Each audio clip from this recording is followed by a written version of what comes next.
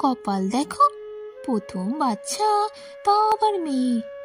সে না হয় ঠিক আছে, কিন্তু গায়ে রং দেখো, ইস, মিশমিশে কালো। বিয়ে হবে কি করে? আজ পাড়াতে তো কাকিমার কথাটা মাঝখানে থামিয়ে দিয়ে কালো মেয়ের মা না হোক বলে উঠুক, বিয়ের কথা থাক না গো দিদি, আমার মেয়ে না হয় চাকরি করুক।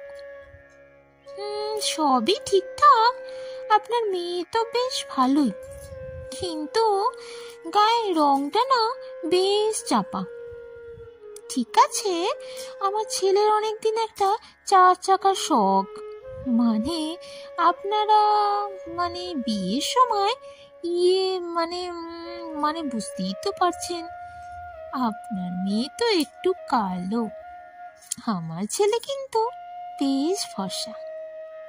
পাত্রপক্ষের সামনে বসা কালো মেয়েটির ঠাকুমা আজ না হয় হেসে বলুক, আমার নাতনি কালো, কিন্তু মেরুদণ্ড আপনার ফর্সা ছেলের থেকে অনেক শক্ত। কি দেখে এমন ছেলের সাথে এমন মেয়ের বিয়ে দিলে গো দিদি? শ্যামলা গায়ে রং, ছেলে আমাদের কত ভালো চাকরি করে, কত ফর্সা ছেলে আমাদের, আমরা নিজেরাও তো কত ফর্সা, বলো দিদি? কি আকেল গো তোমাদের, সত্যি বলিহারি। ছোট যার হাতের তত্ত্বের মিষ্টিগুলো দিতে দিতে শ্যামলা মেয়ের শাশুড়ি মা আজ না হয় বলে উঠুক, ছোট, আমাদের গায়ের রং কত ফর্সা, আর আমার শ্যামলা বৌমার মানসিকতা আমাদের থেকেও ফর্সা। ভালোবাসিস আমায়? কেন? আমি তো কালো, তোর সাথে আমায় মানায় না।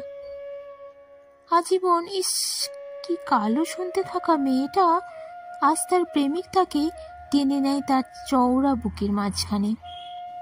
আজ তার আলোর শহরে ঠিক চৌরাস্তার সামনে কালো মেয়ের প্রেমিক বলে উঠুক, আমার আলো হয়ে থাকিস তুই।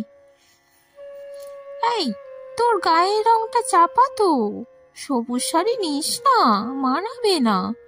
শোন আমার কথা। আজ এক আত্মীয়ের কথা শুনে হাতের শাড়িটা হাসি মুখে নামিয়ে রাখা মেয়েটির বাবা সেই শাড়িটাই আজ কিনে রাখুক যত্নে। এটাই বাবার তরফ থেকে কালী পুজোর উপহার কালো মেয়েটাকে।